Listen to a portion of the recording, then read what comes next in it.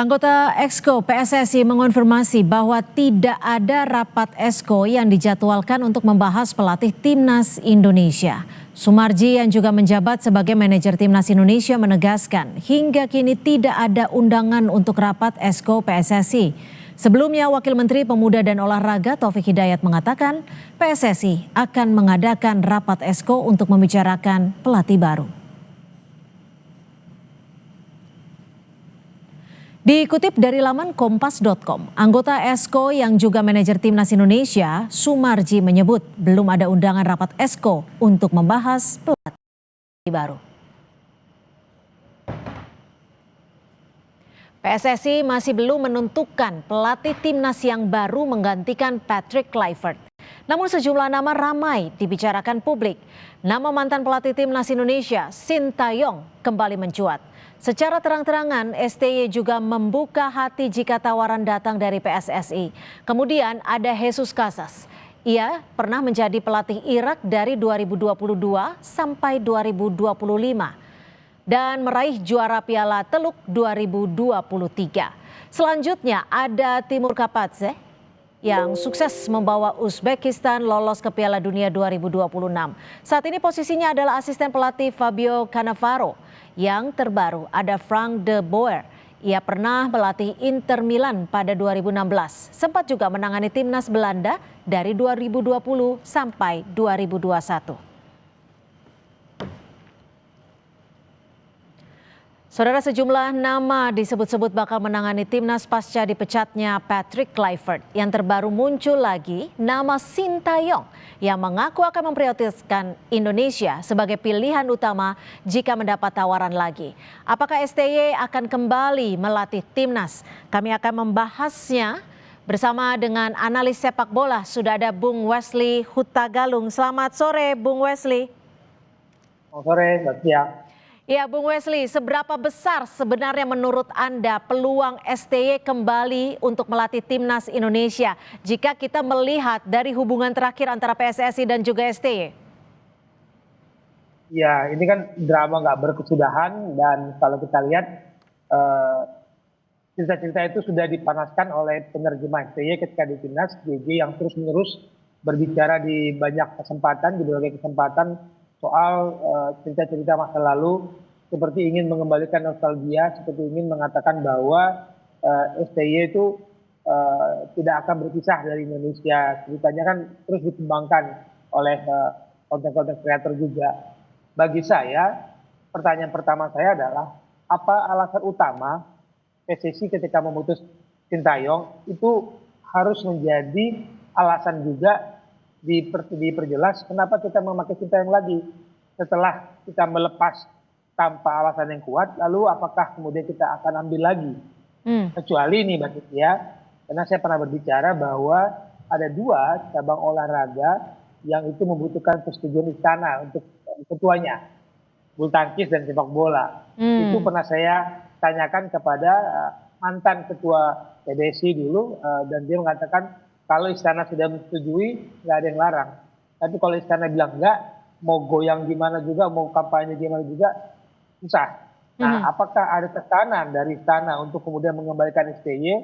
Karena Mbak Cynthia dalam sepak bola tidak mudah untuk mengembalikan situasi di tim yang pernah kita tinggalkan. Apalagi ada cerita-cerita nggak sedap, duka-duka nggak sedap. Kan Exco kita kan nggak selamanya, nggak semuanya bercerita baik tentang STY. Tapi begini Bung Wesley, kalau betul seperti yang Anda sampaikan, tapi di sisi lain juga ada tekanan publik yang sebagian besar ingin ataupun mengharapkan Sintayong bisa kembali untuk melatih timnas Indonesia. Apakah ini juga akan menjadi pertimbangan? Wajar ya apa yang STY lakukan selama lebih dari 4 tahun di sepak bola Indonesia, meskipun ada poin yang membuat orang kecewa. Yang pertama, STY tidak kunjung belajar bahasa Indonesia. Ya. Yang kedua, kabarnya dalam perjanjian itu STY harus membantu pengembangan pelatih-pelatih sepak bola Indonesia, transfer knowledge, dan itu belum terjadi. Mungkin itu kalau bisa diperbaiki akan memudahkan, tapi tidak ada jaminan loh Mbak.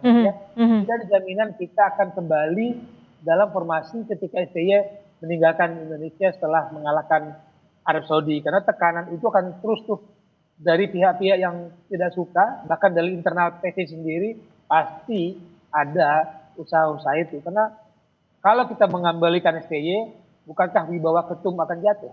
Hmm, oke. Tapi kalau dilihat dari apa yang sudah dilakukan STY kepada Timnas Indonesia, ini kan sebenarnya ada fondasi yang sudah dibentuk oleh STY. Apakah itu akan juga menjadi pertimbangan untuk PSSI kembali mempertimbangkan atau seperti apa menurut Anda? Atau apa yang harus diperbaiki? Perubahan nyata dalam Sintayong selama saya melihat, ya, maksudnya pertama dia berani memutus beberapa generasi untuk mencoba pemain baru, pemain muda untuk bertarung di tingkat senior. Mhm. Lalu selama kita nonton timnas era Sintayong selalu ada aspek kejutan. Aspek kejutan itu kadang formasi yang udah dipakem itu orangnya diganti, tapi gaya mainnya enggak. Lalu tiba-tiba dia berani main ofensif. Dari sebelumnya dia bermain defense counter attack, dan itu uji coba itu memang tidak selamanya berhasil. Tapi secara track record kan sampai kita dari kualifikasi 1, kualifikasi 2, kualifikasi 3, dan kita lolos kualifikasi 4 dengan istilahnya percobaan-percobaan membangun fondasi. Mhm. Pelatih setelah Sintayong kan sudah punya fondasi, dia Ya. meneruskan. Mhm. Nah, ini yang sebenarnya harus kita hargai dari yang dikerjakan oleh STY. Tapi Mbak Setia, sekali lagi, kita nggak tahu apa sebenarnya problem utama Hmm. antara federasi kita dengan Sintayong sehingga kemudian ada pemecatan. Itu dulu yang harus Jadi dibuka. masalahnya harus dicari tahu dulu ya, agar bisa memungkinkan diperlukan kembali STY atau pelatih baru. Lalu menurut Anda siapa saja kemungkinan pelatih yang bisa mengisi timnas Indonesia? Yang belakangan kuat kan orang mensinyalir ada konten kreator bilang dari Jepang. Karena sebelumnya dia bilang pendukung Clifford tiba-tiba minta Clifford dipecat. Lalu tiba-tiba sekarang ngomong tolak dari Jepang. Ini jangan-jangan ada bisik-bisik dari dalam federasi. Lalu ada postingan Om Simon Tamata yang madu bakat kita berfoto dengan Frank de Boer. Lalu dikait-kaitkan karena Frank de Boer pernah di hire oleh Pak Erik ketika menangani Inter Milan.